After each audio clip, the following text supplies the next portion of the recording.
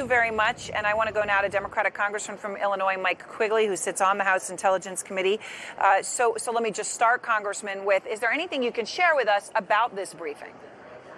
I can't talk about what took place in any particular briefing. I just remind your viewers that from January 2017 on, the entire intelligence community, with a high degree of certainty, said that the Russians were the ones who attacked the democratic process, and they did it to favor one candidate, President Trump, over the other, Hillary Clinton. D.N.I. Coates, who was ousted because he disagreed with the president, said most recently, the lights are still flashing red. They're warning lights. They're still going to do this. The Russians have never left. So we should be protecting the democratic process, and there's no coincidence. The president ousts people who disagree with him, who hurt in his mind, political advantage or personal advantage, and I think that's what you should see this for.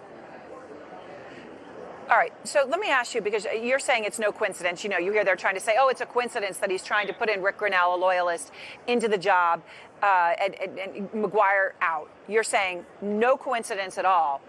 I want to just see if you believe this goes one step further. Is this the president of the United States trying to cover up the fact that Russia is trying to help him in the election?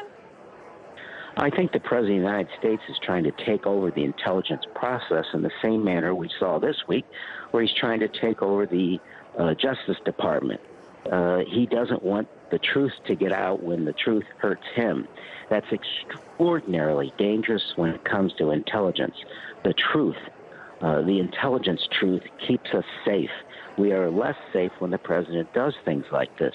The fact of the matter is, nobody has to weaponize this. The Russians have weaponized social media, and they've hacked and dumped, and there's a lot we have to do to prepare for the primaries in the November election.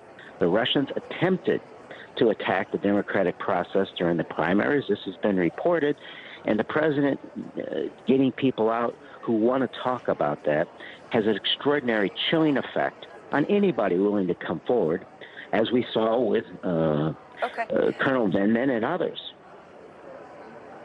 So let me ask you, though, because obviously the president, we understand, was furious when he found out about this, didn't want people to know about it.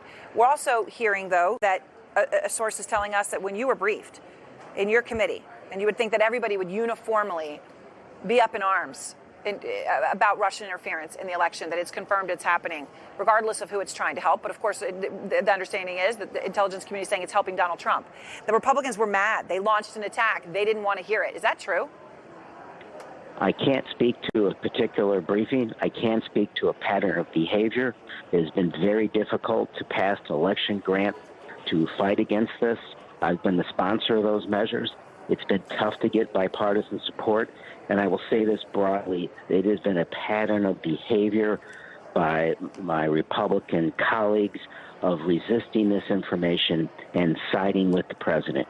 Whether they're doing this because they agree with the president or they just want to protect him, I'm often asked, are they true believers? I can't tell anymore, but unfortunately they're complicit.